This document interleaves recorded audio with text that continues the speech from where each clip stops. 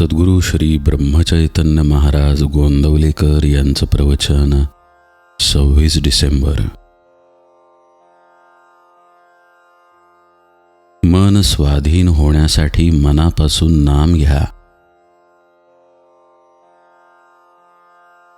जगात आजपर्यंत पुष्कळ लोकांनी दानधर्म स्वार्थ त्याग केला, पण त्यांच्यामध्ये कर्तेपणाची जाणीव राहिल्याने खऱ्या अर्थाने त्यांना निस्वार्थी बनता आले नाही.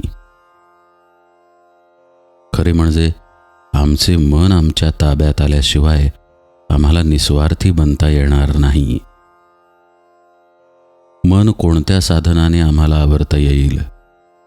योग, याग इत्यादी साधने त्यासाठीच सांगितली आहेत. पण ही साधने या काळात आम्हाला करता येण्यासारखी आहेत का? ह्या साधनांसाठी लागणारी काळाची अनुकूलता आपण राहतो त्या परिस्थितीमध्ये आपल्याजवळ खास नाही. मन ताब्यात यायला सध्याच्या काळात नामस्मरणाशिवाय दुसरे साधनच नाही. कारण आज एक नामच भगवंताने अवतार रूपाने आमच्यासाठी शिल्लक ठेवले आहे. तेव्हा मन स्वाधीन होण्यासाठी सर्वांनी मनापासून नाम घ्या. नाम घेत असताना मनाचे स्थैर्य बिघडवणारे जे विकार आहेत त्यांना आवरण्याचा प्रयत्न करा. मनाला सर्वात मोठा विकार कोणता बाधत असेल तर तो म्हणजे अभिमान.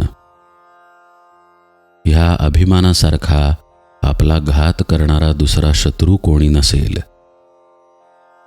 तो अभिमान सोडायला आपण शिकले पाहिजे. भगवंताने आजपर्यंत एवढे अवतार घेतले ते सर्व अभिमान मारण्यासाठीच होते.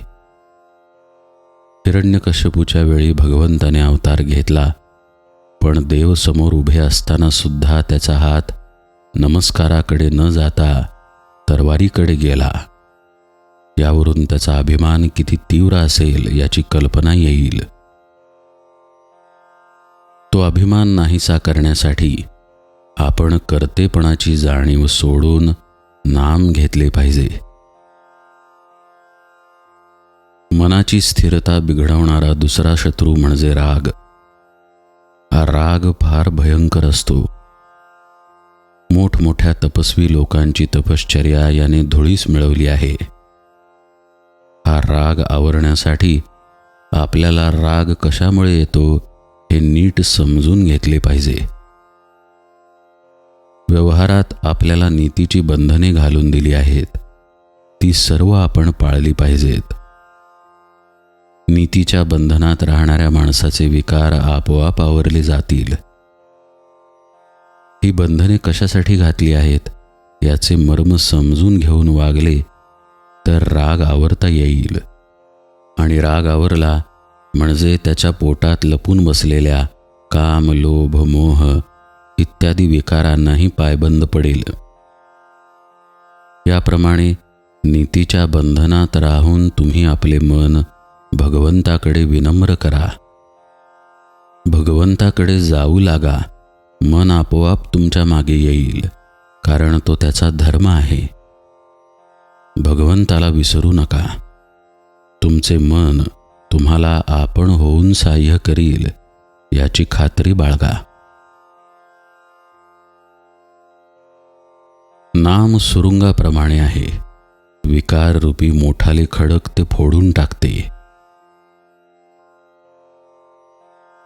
जानकी जीवन स्मरण जय जय राम.